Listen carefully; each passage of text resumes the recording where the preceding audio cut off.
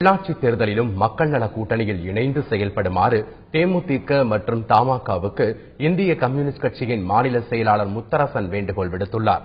முல்லை பெரியாறு அணையின் நீர்மட்டத்தை 152 அடியாக உயர்த்த வேண்டும், பெரியாறு ஆற்றில் கழிவுகள் கொட்டப்படுவதை தடுக்க வேண்டும் போன்ற கோரிக்கைகளை வலியுறுத்தி இந்திய கம்யூனிஸ்ட் கட்சி சார்பில் இருசக்கர வாகன பேரணி நடைபெற்றது. குமுளியில் தொடங்கிய பேரணி தேனியில் நிறைவடைந்தது.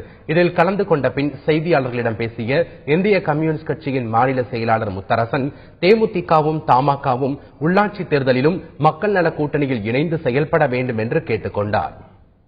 மக்கள் நல கூட்டணி தொடர்கிறதா என்கிற கேள்விக்கே இடமில்லை. மக்கள் நல கூட்டணி தொடர்ந்து இருக்கிறது, தொடர்ந்து செயல்படுகிறது. கடந்த 19ஆம் தேதி மக்கள் நல கூட்டணி வருகிற உள்ளாட்சி தேர்தலை நாம் ஒன்றுபட்டு சந்திப்போம் என தீர்மானம் நிறைவேற்றி அறிவித்திருக்கிறோம். பத்திரிகையில், ஊடகங்கள் எல்லாம் செய்தியில் வந்திருக்கிறது. மற்ற 2 கட்சிகள், தேசிய முற்போக்கு திராவிடர் கழகம், தமிழ் மாநில காங்கிரஸ், இந்த கட்சிகள் சட்டப்பேரவை தேர்தலில் மக்கள் நல கூட்டணியோடு தொகுதி உடன்பாடு செய்து கொண்டார்கள். தொடர்ந்து அவர்கள் இருக்க வேண்டும் என்பது எங்களுடைய விருப்பம்.